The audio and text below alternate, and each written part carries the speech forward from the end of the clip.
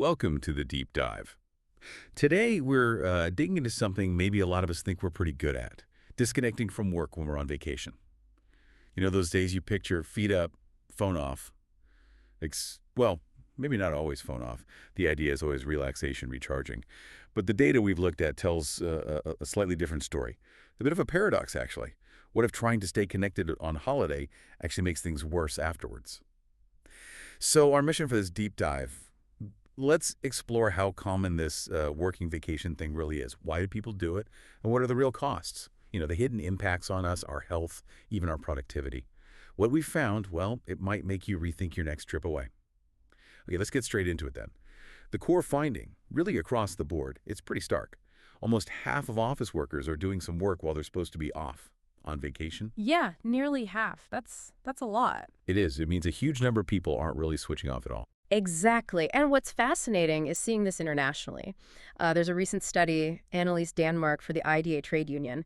They surveyed, over 1,000 Danish workers, randomly selected, and get this, more than half, 52%, admit they check work email, take calls, during their summer break. Over half. Wow. Yeah. And it's not just like a quick peek either. Almost 1 in 5 said they're basically always reachable, checking everything, emails, texts, taking calls, like daily. Minimum. Constantly reachable, that phrase itself. And you mentioned something about employer expectations. Right. That's another layer. A quarter of them, 25%, said they feel like their employer expects them to be available. That's significant, that unspoken pressure. It really is. It shapes behavior, doesn't it? And look, this isn't just a Denmark thing. If we look at, say, the U.S., some older surveys suggested maybe up to 2/3 of American employees work during their vacation time. 2/3. Okay, so it's a widespread pattern. The lines are definitely blurring. They really are. Everywhere, it seems. Which brings us to the why, doesn't it? Why are we doing this to ourselves, is it? Is it genuine passion for the job? Or is something else going on? I mean, I'll admit I've done it. Quick email, check by the pool, tell yourself it's just in case. We probably all have at some point, and the reasons, well, they're mixed. There was a study from a London agency, Mofchan. They found about 1/3, some 4%, said they work on vacation because they actually love their job. Which, okay, fair enough for some. But then 26%, so over a quarter, said they do it because their boss requires it, or at least they feel they require it. Right, that's a big difference, love versus requirement. Exactly. And it raises that question, doesn't it? How much is a genuine choice driven by passion, and how much is maybe a perceived need, that pressure we mentioned? Yeah, is the love for the job sometimes just, Yeah.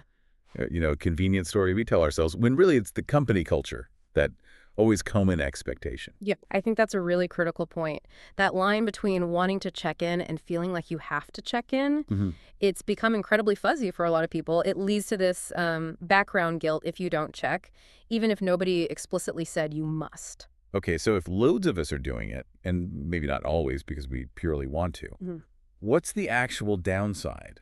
Is it just feeling a bit less rested, or is there more to it? What are the real costs here? Well, this is where the experts we looked at are pretty much unanimous and pretty blunt. It's not just about being tired. They're basically saying this constant availability, this always-on thing, it might feel like you're indispensable, like you're acing your career. Right, that feeling of importance. Exactly. But they say it's actually a surefire path to burnout. And not just burnout, but lower productivity in the long run.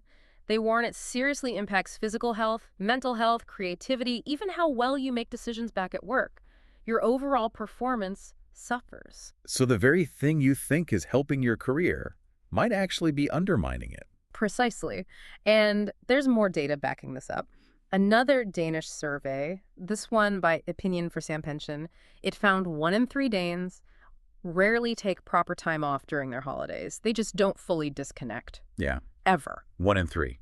Just always mentally tethered to work. Okay, but here's the number from that Sampension survey that really jumped out at me. Nearly half the people, 47%, reported experiencing worryingly high stress levels after they got back from their summer vacation. Yeah. After. It's completely backwards, isn't it? You expect to feel refreshed, ready to go? It's totally counterintuitive. Why come back more stressed? Nicolene Rosenblum, she's the head of health at Sampension. She explained it really clearly. She basically said, look, summer holidays are meant to be the time you unplug properly. But, quoting her here, many people take their work with them on holiday, and that is worrying. Worrying indeed. Her point is simple. If you don't disconnect, if you're still checking emails, thinking about work problems, Your brain just doesn't recover. It doesn't get that mental break. So you're physically away, but mentally you're still kind of there. Exactly. And that means when you do return physically, your stress levels actually spike. It explains why, bizarrely, stress-related sick leave often peaks after the holidays. You'd think people would be recharged, not calling in sick with stress. Right. She described the common scenario. You go on leave, but maybe there's a pile of work gating, or you feel you need to be reachable just in case. That failure to fully disconnect stops you recharging. So you return, maybe to that same pile of work, but without the mental reserves. Boom, stress. It makes a scary amount of sense when you put it like that. Yeah. So connecting all these dots, it really highlights that vacation isn't just, about not being in the office. It's crucial mental recovery time, that feeling of needing to be indispensable, the thing driving some people to work on holiday. It can actually backfire spectacularly, leading to burnout, worse performance long term. It's sacrificing your future resilience for maybe a short-term feeling of being needed. Spot on. That's the hidden cost of always being available. It really makes you think, doesn't it? For you listening, I wonder what stands out most to you from these numbers, these observations. Does any of it sound familiar? So just to quickly recap our deep dive today, we've seen this really widespread trend, people working on vacation, that the reasons are complex.